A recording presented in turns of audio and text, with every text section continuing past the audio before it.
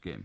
And the people that make these products would have you believe otherwise, but they are wrong. Everyone is allergic to something. You may well be allergic to the oil they base it on, or the like, even though those oils are perfectly pure vegetable oils usually. Yeah. Anyway, that's your point of view. It's a difficult one to argue away from, because you're right. Dara, we'll be with Frank after the break. West Horton Car Radio stock the superb range of Blaupunkt and Panasonic in-car entertainment systems. They also install electric windows, door locks, vehicle alarms and car phones, assuring you of the finest products fitted to perfection. Contact West Horton Car Radio at Church Street, West Horton. Phone West Horton 814-229. Did you know that 3 people out of 7 in Lancashire have relations in Australia? Red Rose Radio and National Travel World do, and that's why we want to invite you to our Australian evening at Preston Guildhall on Friday, April the 11th. There will be the fabulous Jim Bowen's Bullseye and full cabaret show with great prizes to be won. Everyone attending the show will go into the grand draw for a return aircraft seat with Qantas to Melbourne or Sydney, and the winner of the Bullseye game will win 2 weeks holiday in Australia. There'll be lots of giveaways and lots of surprises, so don't miss out. Book your ticket at any branch of National Travel World or Red Rose Reception now. They're only £2 each, and a bus will run you to and from the show free of charge. Make it a night to remember with Jim Bowen's Bullseye, Qantas, National Travel World and Red Rose Radio on Friday, April the 11th.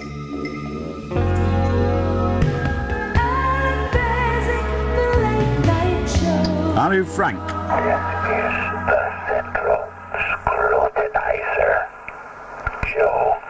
Just worked himself into an imaginary frenzy during the fade out of his imaginary song.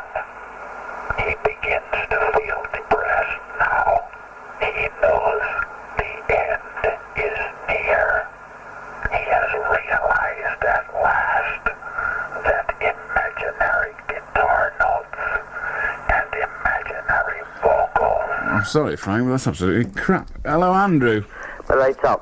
You know, you're always slagging off all the newspapers and that. I was wondering which one you'd recommend for me to buy, or which you read. I read a number of newspapers. I would recommend you to buy the one that you're most happy with. Oh, okay, see ya. Ta-da. I'll do Martin.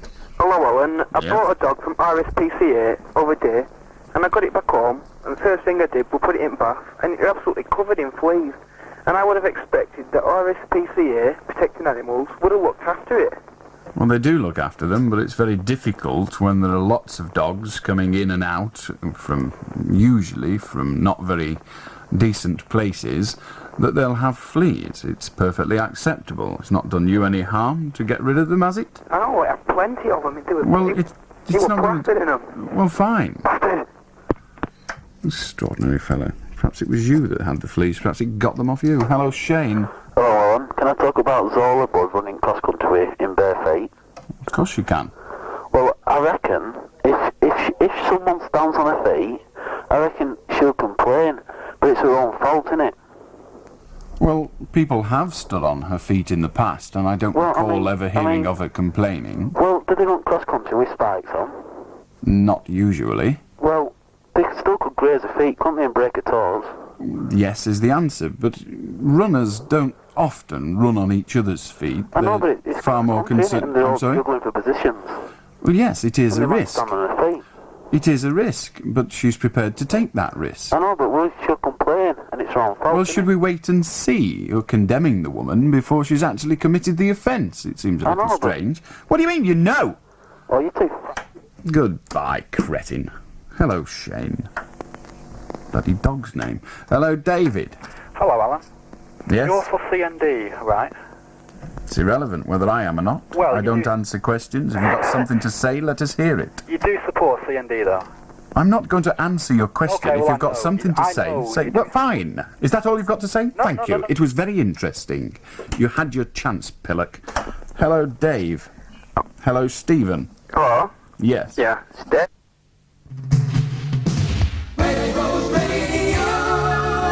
Let's just keep it over, Dave. Just keep it open one more day so we can run over your foul mouth, but we'd probably lose a train in it, wouldn't we?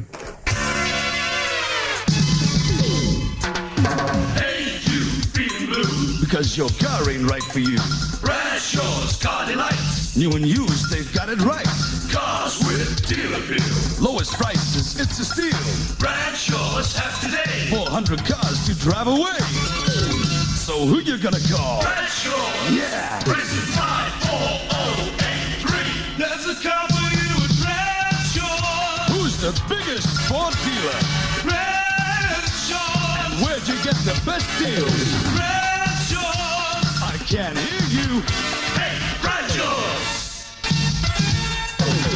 Right. Anne Gerald has designs on your hair. Call into her salon at Edward Street in Blackpool behind Abingdon Street Market for a lovely new look. You don't have to make an appointment. Anne Gerald and a highly qualified team cater for all age groups, both ladies and gents. All her staff are more than willing to offer their professional advice. Anne Gerald's salon is open 6 days a week with a late night on Friday. Pensioners' prices Monday and Tuesday. If you'd like to book an appointment, call Blackpool 20609. But don't panic if you want a last-minute hair appointment. Just walk in. Anne Gerald, the professionals, Edward Street, Blackpool. Hello, Stephen. Hello, Alan. I'd like to just comment on an element of the Chancellor's budget which seems to have been overlooked recently, and that is the abolition of capital transfer tax on gifts. Well, it hasn't been abolished. In fact, it's had its name changed. Yeah, well, on lifetime transfers, though, it has been abolished completely, and I think it's just a complete insult to most people in this country for the Chancellor to abolish a tax on a transfer which only applies to transfers in any 1 year, really, which exceeds £70,000, because everybody has an annual exemption of £3,000 on gifts, and also there's a nil rate ban. Why will it offend everybody in the country? It should do. May offend... Oh, it should. I'm sorry, I thought you said it would. It would do, because... Well, make your mind up. It would or it should. Which of these statements... No. I'm not offended by it. Why not? Because... What do you mean, why not? I don't have to have a reason not to be offended. I am not offended by it. You say that everybody would be. Well, everybody isn't, because I'm not. So would you like to stick with should? People don't really understand. It isn't a case of don't really understand, Stephen. You tell me I should be offended. I am not. Why not? Why should I be? Because... No, I don't feel offended. I know what the net outcome of it is, that the rich get off a bit scot-free, and I don't think it's a very good idea, but the word you chose to use was offended. I am not offended, so all this crap about everybody is offended is absolutely nothing. Did you listen, though, to the I don't reason have given to by the listen. Chancellor? I don't have to listen. I was not offended. Now, if you want to withdraw your statement that everybody was offended, we will have a conversation. Okay. But if you're going to continue talking in these all-ensuing speeches, then push off. Okay, I'll withdraw that. Thank you. Now make your point and get off. Pardon? Now make your point and get off. I'll make my point to the extent Make it then. that I feel that the Chancellor should not have used a pathetic excuse that he's facilitating transfers of businesses between families, when already there are a lot of exemptions available to transfer businesses to a great value between members of families especially, and to use that as an excuse for... Are you saying he abolishing the was transfer. lying? I think he was misrepresenting the present position. Are you saying that it is not possible for what he said to be true? I'm saying it's not possible, because already you can transfer hundreds of thousands of pounds between members of the family without incurring any business tax whatsoever. And to But say that Stephen, as an we're example talking is about capital ridiculous. transfer tax, Yes. not business tax. Business property relief on capital transfer Yes. tax is completely overwhelming for members of the family especially. And to So you're telling me that a multi-grillionaire, when he dies, shouldn't have any charges levelled against him at all because he'll transfer it all as a business? No, I'm saying that he I'm should sorry, have that's it. transfers. On Well, that we're talking on that about shouldn't have under the terms of the industrial legislation. Stephen's opinion is very valuable to Stephen, but it doesn't run the country. When I say should, I mean legally should. I'm sorry, the transfer on tax between life and death... are Answer two the completely question, different Stephen. I know it's transfers. difficult from your point of view to listen, because you're one of those people that speaks in volume and listens in minuscule, but do try it this time. Are you telling me, and a yes or no answer will suffice, that a millionaire, when transferring his or her business to his family, will not incur any capital transfer tax? If it's during his lifetime, the answer is no. So why are you moaning? I'm saying that he should. He should. I'm saying that people who transfer... Why should he? He should. Why should he? He should because there's no reason why a person transferring any sort of sum should not pay for that. Why? Because people, I'm when sorry, they die or during their lifetime... Stephen, you've not given me a reason. You have only given me a mouthful of emotion. Will you give me one good reason why, when a millionaire dies, his or her son should have to pay, or the business should have to pay for the privilege of his death? The difference between... No, I don't want a difference between. That was a simplistic question. Said why his that was a simplistic question. It's not really, because you said why should his son or why should his business. Now, there's a difference between the business entity. Well, answer both questions then. Well, answer both questions. I'll answer the question to the son first, because the person who makes that wealth should either use it during their lifetime or when they die. When they're dead, there's no reason why they should have any wealth, because they're not having any wealth. It's being transferred. I'm asking you why the state should benefit from that debt. Exactly, because that person... You haven't told me why. That person was a member of this state, and therefore it should benefit everybody. So, as a member of that state, has been paying taxes all the time. And so he should as well. Well, no one's doubting that he should. I'm asking you why, when you die, you should pay another tax on top of all the taxes you paid whilst you were alive. I don't think it should be a tax. I'm saying that anybody... What do you mean you don't think it should be a tax? What do you think it should be? A charitable gift? Do you think the guy should say, "Look, I've got to die tomorrow. Hey, smart, give him some of the money." It's a tax, you harmless pillock. A tax. That's what you want, a tax. You're talking about the budget. The budget's all about tax. It's a tax you want. It shouldn't be a tax. What should it be then, for crying out loud? It should be a complete reception by the state of that person. A reception? What do you mean? Have a bloody party for him? You mean a tax? If you mean 100% tax, fine, but you mean a tax. Don't be frightened of the word. It's only a little one, it won't hurt you. 100% tax. There, so it was a tax, prat. How do, Andrew? Hello, Alan. Well, what do you want? Yes, What do you mean, yes? I've not asked you anything. You can't answer yes to what do you want. I agree that boxing is, an aggressive... You don't agree anything. You agree boxing is, Go away, learn it, and come back. Hello to whoever's on line 5. Phil. He's gone. He's bottled out. Hello, David. Hello, Alan. Well? Hello. It's about Reagan and what he's done tonight. The Americans, I thoroughly agree with what they've done. Why? Why? I asked you first. Yeah, I think it's about time that the Americans, with British support, which they should have, sorted Gaddafi out once and for all. Do you remember the Libyan crises in London? Yeah. Do you remember how difficult it was to deal with that situation? How many more policemen and women do you want to lie in a London street with a bullet in their back? Exactly, I don't want any more. And do you actually think that the actions of Mr. Reagan will reduce that, or do you think it will cause retaliatory action by the cells, and that is the only word for them, the cells that are already planted around Europe and indeed around the whole Western world? No, the actions he's taken tonight won't stop any further policemen being killed in London. But if the...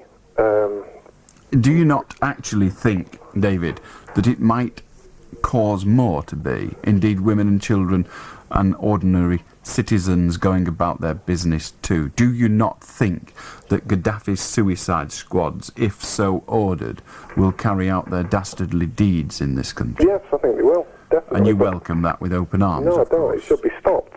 How? That's the only way to stop How? it. Don't get rid of Gaddafi. Get rid of Gaddafi? Yeah. And do you not think there will then be a response from his people in this country? We're talking... You don't? No, I think they're a bunch of sheep. Well, there may well be a bunch of sheep, but when a sheep blows up in your face, you're just as dead, pal. And when you grow up, David, you will realise that. Goodbye. You're a very silly boy. Hello, Adam. Hello, Alan. I've got a small problem. Wonder if you could help me. I very much doubt it. Right. A train is travelling at 60 miles an hour and... Then I suggest you get out of the way. Hello, Pete. Hello, Alan. Yes? I'd like to talk about my mate. I've just found out. We don't want to hear about your mate. Goodbye. Hello, Dave. Hello, Alan. I want to talk about nuclear missiles being the wrong deterrent for nuclear war. Well, because talk about nobody is going to use them, are they? Tell that to 500,000 people in Hiroshima and Nagasaki. Nobody. I'm sorry, can be so tell it stupid. to... Well, it would seem that you're wrong, Paul. Well, that was only trial one, weren't it? No, it's it was not going to blow two. the whole world up, is it? Well, one nuclear weapon won't blow up the whole world I know, now. they're all going to do them all, aren't Paul, that is your belief. You are entitled to it. Well, Dave, then. You're still entitled to your beliefs, I know, no but matter it's how gonna wrong happen, they are. innit? The statement, I'm sorry, Dave, the statement that no one will use them is complete and utter bullshit based on the fact that they've already been used, gobhead. Paul will be with you shortly, providing you're not another cretin.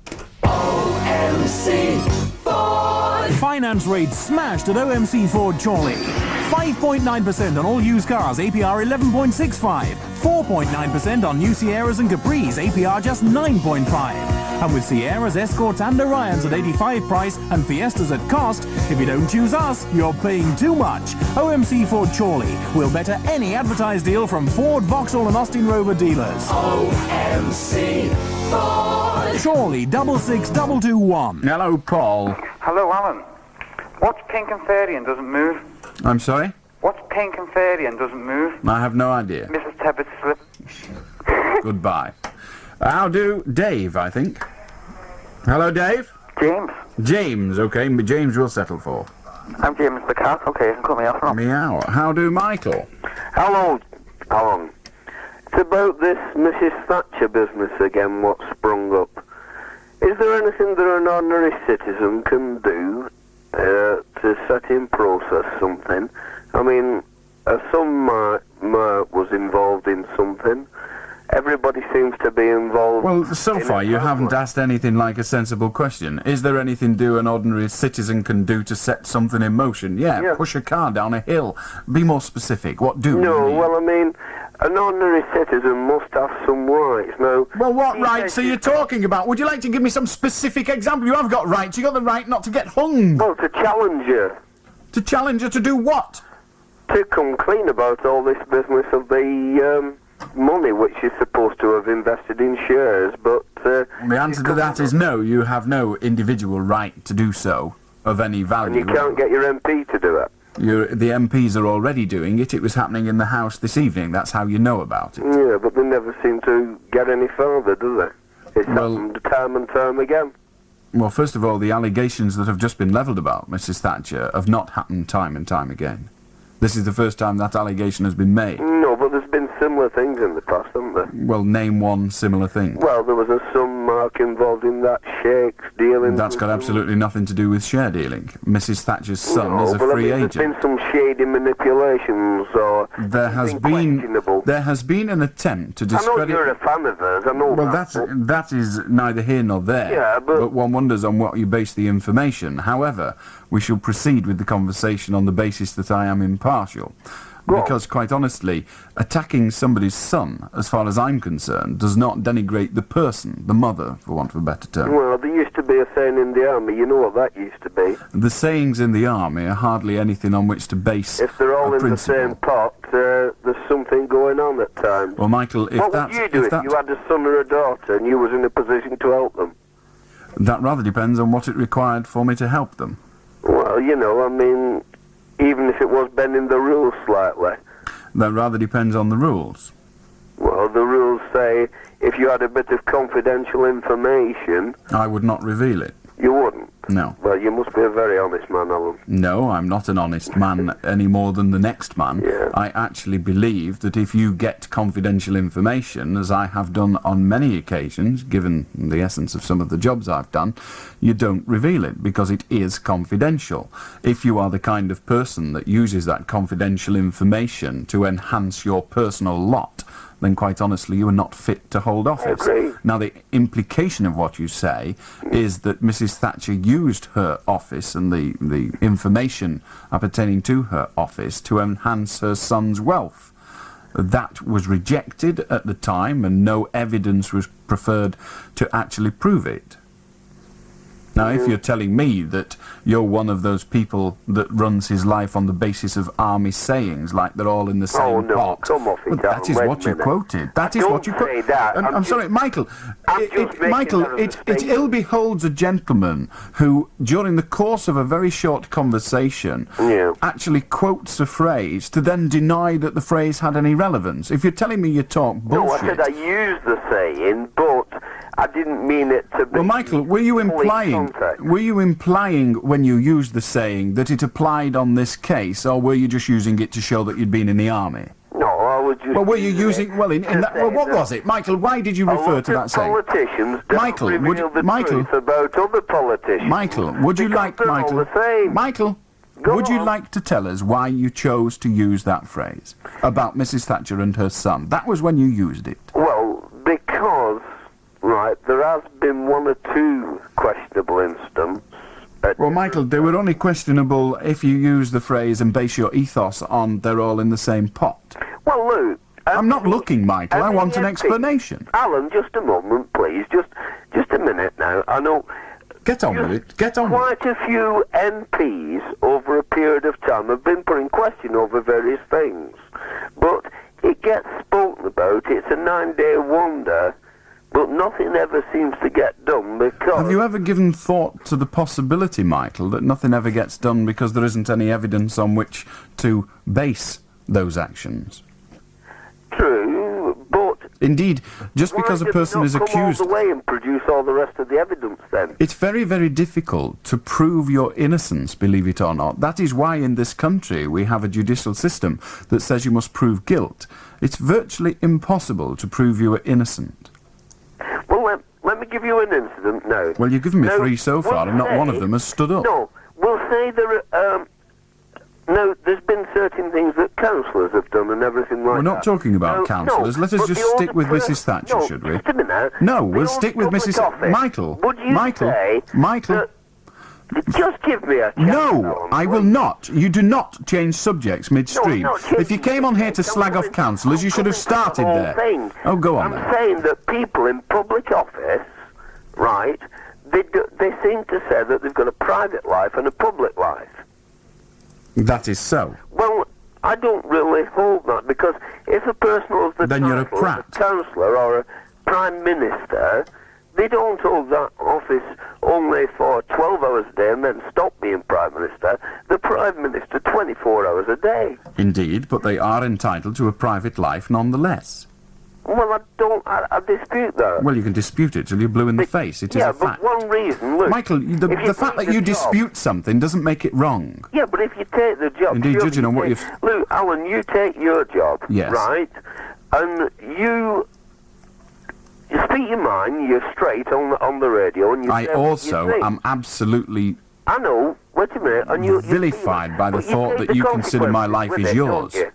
You take the consequences with it. There are no consequences that interfere with my private life. No, but I mean, all right... Michael, come to terms with it. Michael, come to terms with it. That people in my position and in more important positions like councillors and all other people in office are entitled to a private life. The fact that you don't think they are means nothing. They are, and you can shove your opinion wherever you can fit it. What do you please yourself? I will. Goodbye. My private life is mine, and a little snurd like you will not interfere it. Go away. Hello, Chris. Alan. What? Hello. What? Are you there? No, I've gone. Hello, Joan. Hello, Gerald. Doesn't matter, he's gone anyway. For new and used cars, look no further than Barker's. Right now, up to 150 used cars are in stock and ready to drive away. From an incredible £100 to £10,000. Ask about our special low-rate finance offer on the award-winning Fiat Uno. You can't beat Barker's for the best deal in Fiat. Barker's Fiat, King Street, Blackburn. Phone Blackburn 52981. People buy better at Barker's. Barker's Blackburn, the Fiat. Hello, Frank. Thank you, Frank. How do Julie? Hiya. I've got really loud feet. Oh, don't worry about it. Just struggle in your shoes, kid. How do to line 1? Alan. Really loud feet.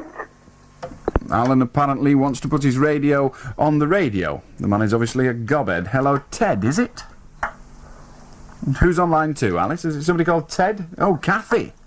No, it's Taffy. Taffy! No wonder we're not getting there. What can we do for you? Hello, Alan. I want to talk about the cuts in the fire brigade establishment on Merseyside. Well, do we care about the cuts in the fire brigade establishment on Merseyside? I, for one, don't. I don't live there. Well, it does cover your catchment area. It doesn't cover mine. I don't live anywhere near Southport. No. Anyway, get on with it. Well, they're proposing 88 cuts in the establishment, which would mean cuts in fire appliances and the standard of fire cover for the public. And? Well, do you think that's right? By do I think it's right, do you mean do I think it's correct? Do you think it should be allowed to happen? I don't know any way of stopping it, do you? Well, we're thinking of a few things at the moment, yeah. Would you like to tell us some of them? Industrial action.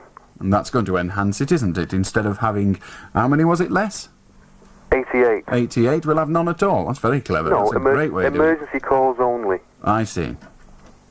Well, we've been through all this before, haven't we? Firemen on strike. No, only once in the history of the fire brigades. Like I said, we've been through this before. Are you saying that before means more than once?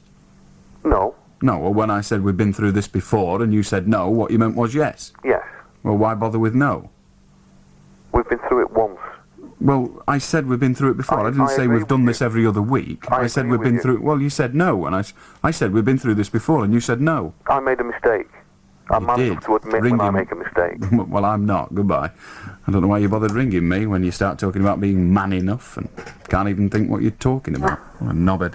Hello, Parry. Well, what do you want, Harry?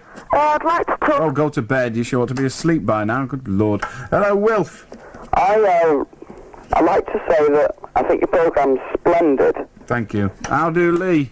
Hello, Alan. I've heard you've been nominated for an award by Weight Watchers International. Is this true? No. How do, John? John, sorry. And John appears not to have the gift of speech. Hello to another John. Hello, Alan. Yes? I'd like to talk about hair coursing, if I may. Go on. There was a bloke on last week. Talk about hair coursing. We don't care about last week. Right. He said that... Talk about hair coursing, not what the bloke said last week. Right, well, there's some people who think that dogs, they chase the hair on their own. He said that it was in the dog's nature. The dogs weren't trained to chase the hare. Now, my point of view is that the dogs are trained to chase the hare, and if the dogs are no good, he said that if they didn't want to chase the hare, they wouldn't do. Well, if the dogs aren't trained, the dogs are trained to chase the hare. Now, if the dog doesn't, they don't take it to the Worsley Cup. So it's no consolation that saying that the dogs wouldn't chase it if they didn't want to. I don't think when the gentleman said that he meant on a day-to-day basis. I think he meant it was the nature of the species. Yeah, but you don't get so many dogs in one place, do you? I know it's the nature of the species. Well, that was the point he was making, that it was natural for that type of dog to chase hares. No, they don't build fences and they don't all organise together, but how many dogs do you know drive cars? Yeah. Well, they go there by car. He wasn't suggesting that it was a perfectly natural function in terms of the actual event on the day. He meant that the actual chasing of the hare was a perfectly natural function. You're not denying that, are you? No. Well, that was all he said. But... There's no but about it. That was what he said. Yeah, but like I said, the dogs are there. If the dogs... If he had a dog that wouldn't chase a hare, he wouldn't take it to the water. Indeed he wouldn't, but that wouldn't alter the fact that it would still be in the dog's nature to do such a thing. Yeah, but... Well, I'm sorry, you seem to come on to criticise his point of view. I tried to get you not to talk about him, but that was what you chose to do, and what he said was very true. It is in the nature of the species. Now you tell me you agree with that. Yeah, it is in the nature of the species. Well, thank you very much then. That's all he said. You're in agreement with him. We shall talk to somebody else quite soon, probably Robert, but before then, we've got a little break. Midnight News, this is Alan King.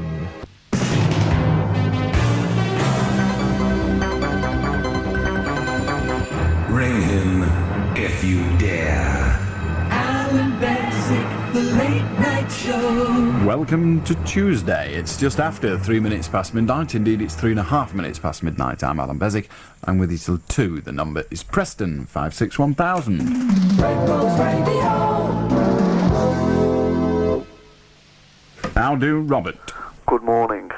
Listen, the night before last, you were going on about the drugs. It's about drugs, right? And Robert, the night before last was Saturday. Friday night, then. Just being obnoxious. And accurate. Oh, accurate, maybe. Yeah, well, you said... Are you doubting that the night before last was Saturday? No, you're right. Well, there's no maybe about whether I'm being accurate or not. No, not in the least. Well, I don't know why you bothered to say it then, but do proceed. Right. You were saying that drugs were, someone phoned in, they said that... I was saying that drugs were what, Robert? Somebody else was saying that phoned in, and they said that So, can we just establish what's happening here, Robert?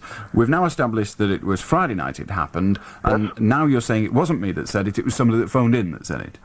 Well, look, as the conversation went, it is, right? I say, well, who are you quoting, me or the person that phoned in? I'll get round to quoting you. You'll get round to quoting me, so at this moment you're about to quote what the person that phoned in said. No. I'm going to say... I think you should start again, Robert. Right. Start from square one again. Right. Friday night, there was somebody on talking about drugs, and they blamed the parents for their kids using drugs and that, right? But you said it's not down to the parents. But it is, it's got to be down to the parents. It can't be entirely down to the parents. What? We were actually talking, now that you've drawn the conversation to my attention, if I remember correctly, we were talking about glue sniffing at the time. And drug taking, everything all in one. Everything all in one, fine. So what you're now saying is that it is entirely the parents' fault. 90% of it. 90%, I see. At least. Why has it got all to of it? Well, which do you want? I mean, I don't want you to, grope around in the dark. We'll say all of it. We'll say all of it. It is entirely the parents' fault. Nobody else could be to blame. No. I see. And so when orphans get involved in these things... No, you're being obnoxious. You chose the word all. You offered 90% and retracted that. Well, all right, all parents to blame. All so parents are to blame. Dead, that's a bit silly, isn't it?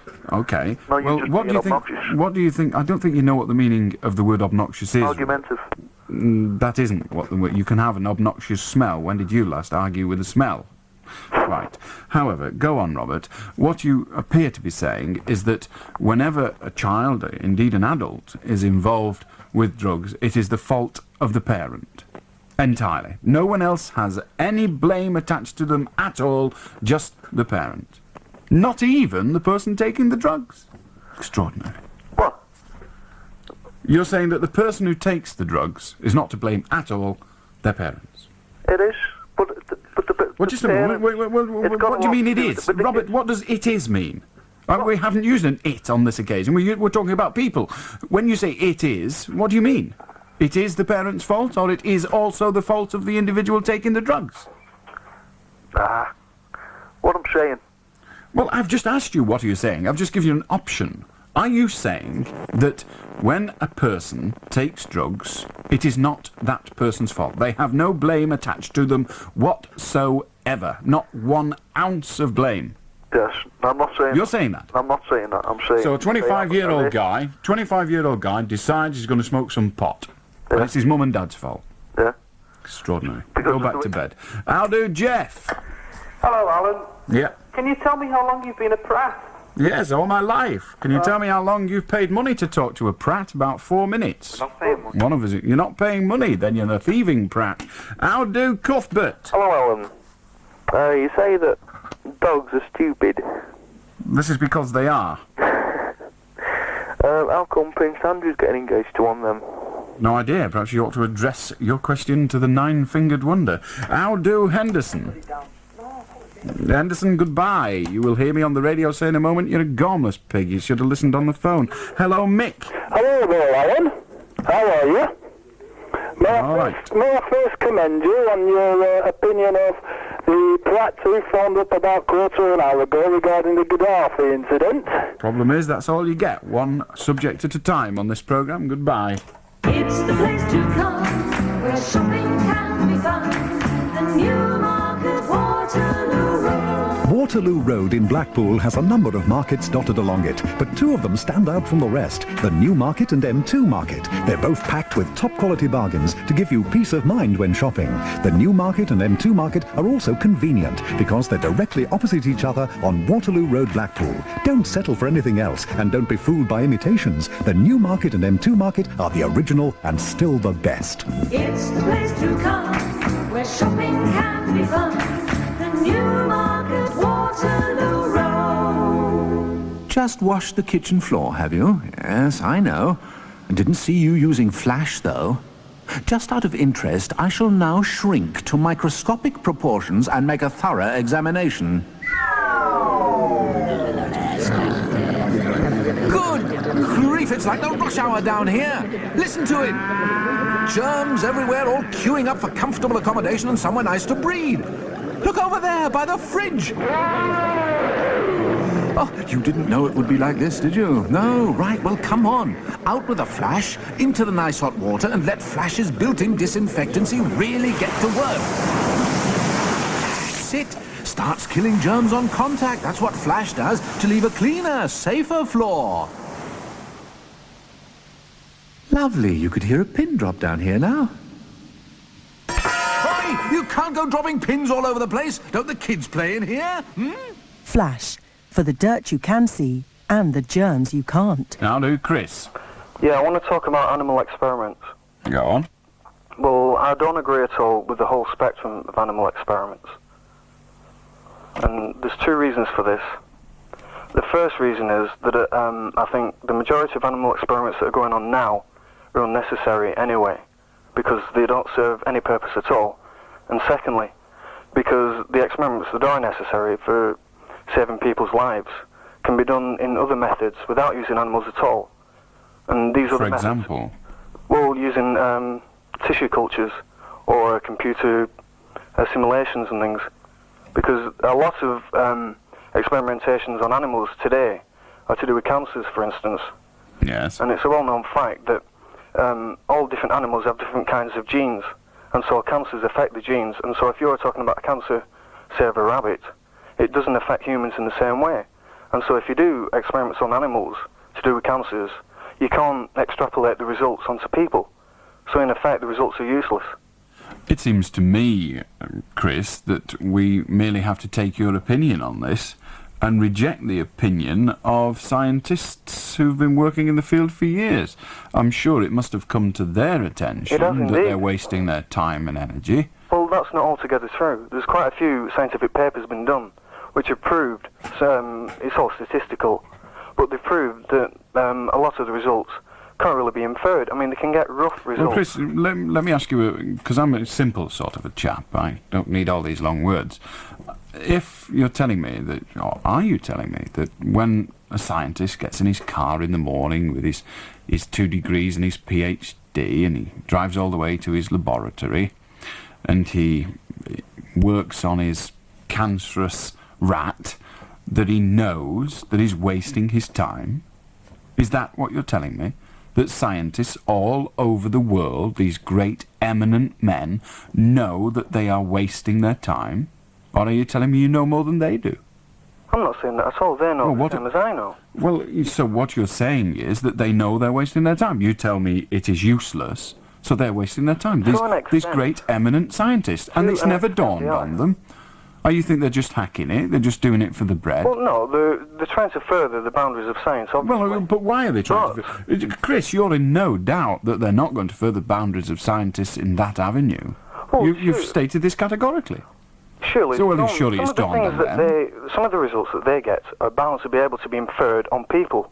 But the we've got a problem here. We've got a problem here now, because your statement was that it can always be done another way. Yeah. But those scientists don't believe that. Well, maybe that's not quite true. Is it not a fact that scientists only do experiments for which they're given grants? Well, yes, but so when I said to you, are they just doing it for the bread? No, not necessarily. No. Just a moment. You're talking about grants now. Yes. Grants of money, I presume. It's well, look, if it comes to a toss-up between doing experiments on animals or doing no experiments at all, so you're going to further the boundaries of science to an extent. You do that rather than sit on your backside doing So, nothing. Chris, I'm forced to put the question again. I have this awful problem with people on the phone in. I ask them questions and they answer them, and then I actually take them a little further along the avenue and they change the answer to the question. It's extraordinary. You've just done it yourself. However, I'll ask it again. Do you believe that when the scientist gets in his car and drives to work in the morning, all bright and cheerful, pats his children on the head, goes down to his laboratory and carries out an experiment on his cancer-impregnated rat, he actually sits there thinking, well, this is a waste of frigging time, but still, the money's all right? Same as any other working man. Just answer the question yes or no, Chris. He Does works he or to the doesn't he? extent that he Chris, can, with do you the believe, facilities Chris, available. do you believe, because do remember that the people doing these experiments, the eminent ones, frequently originate the thought of that experiment. It doesn't come from nowhere. Now, do you believe they originate that thought merely for the financial gain of the grant? No, I'm not saying that. I'm saying... So you believe that they do it for what? They're trying to further the boundaries of science. The only way they can do that is if they're subsidised by governments. Fine. You've already rejected it. I'm sorry. You've already rejected the monetary motive. Now, if you want to reintroduce it, fine. But I'll put that question to you they're not doing again. it for the money. They're doing it because it's the only avenue available because governments are... Now, just a minute. What do you mean it's the only avenue available? Well, because if a government has got one grant to give and there's one scientist doing conventional experiments with animals and there's another one who wants to broaden his avenues a little bit and he wants to work... But Chris, we have tissues, duplicity of these. We have duplicity of these experiments. So the suggestion that the government only have one grant to give, well, that may or may not be true, and I doubt it. It's because conventional science I'm sorry. Listen. One of the great things scientists are supposed to do is to research. Your research might just be listening to the question before you answer it, because we've already got you to contradict yourself a couple of times. I doubt that. But go on. Well, you can doubt it as much as you like. The audience will make their own decision. I've made mine and you're wrong, but never mind. We will progress. You seem to be suggesting that there is only one source of funds. Now, I doubt that that is what you mean. There are many sources of funds for scientific experiments, particularly where medicine is concerned. Barclays Bank Fund, the Mars Bars Fund, and many other financial institutions fund research. It is within the bounds of possibility that some scientist, however inferior you may consider him to be, but some eminent scientist somewhere could convince one of these finance houses that it is sensible to form another process of experimentation rather than on animals. Now, it seems that they have failed. I doubt that. No, they haven't. Perhaps they should have you working for them. There are scientists who do work in these other fields. There are scientists who work with tissues. There are scientists who use just computers. So it would seem, Chris. So it would seem that your statement that there's only one government grant and they've got it is once again a contradiction. It isn't, because the majority of these I'm people sorry, are Chris. abroad. Chris, I'm talking about Britain. Okay, right. Right. If we're talking about Britain, Chris, fine. Go on, then. I always like to know what the groundwork is. So let me put the question to you I put a few moments ago and just add the words in Britain. Are you telling me that there is no way a scientist in Britain, no matter how eminent he were, could go to one of the financial institutions that support this kind of experimentation and convince them that it was worth doing some experimentation without the use of animals? Of course not, but conventional scientists stick to conventional methods. I see. So what you're saying then, Chris, so what you're saying is that no scientists are actually clever enough to do what you want them to do? No, I never said that at all. Well, we seem to have a difficulty. You're telling me that the scientists won't adopt a non-conventional method. First of all, you said that there wasn't enough money. Well, we seem to have got enough money to go around, so well, there never is enough. Methods are favoured. There never is enough money to go round. But you seem to be saying to me, Chris, and it would... I'm sure I'm misinterpreting your excellent grammatical use of the language. However, you seem to be saying to me that nobody's doing it in Britain other than with animals. To a large extent, yeah. Well, they either are or they aren't. It may not have escaped your attention, but the word nobody is an absolute.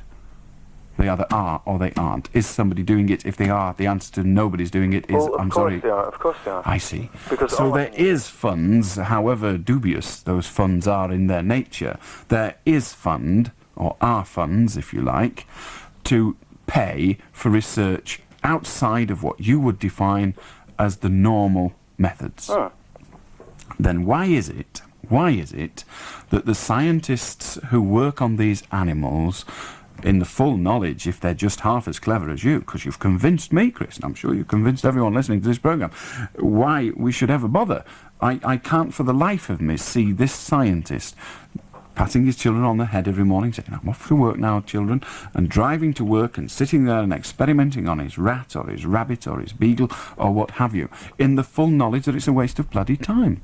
Well, we don't need the spiel, but the fact is, the conventional let us deal with the facts then. You're telling me that scientists either don't know what they're doing is a waste of time, or else they know it is. Now, which of those statements is true? They know, of course, or they... So they know it's a waste of time? No, they don't know it's a waste. Well, make your mind up. You see, you're difficult, aren't you? You've got this hairy-fairy way of changing your mind every time. No. Let me put the question without the glorification and the facts. Let me not mock you quite so much, because you are quite able to do it on your own. I'll ask you the question straightforward. These scientists who are currently engaged on experimentation in a medical nature, or of a medical nature, on animals, do you think they know they are wasting their time? Well, they're not wasting their time. I'm sorry, I've I thought never you said said at they any were. point that they're wasting their time. You actually have, but perhaps you didn't mean What to. I said was that the majority of results cannot be extrapolated to human beings. That's what I said. So it's a waste of time? So, no.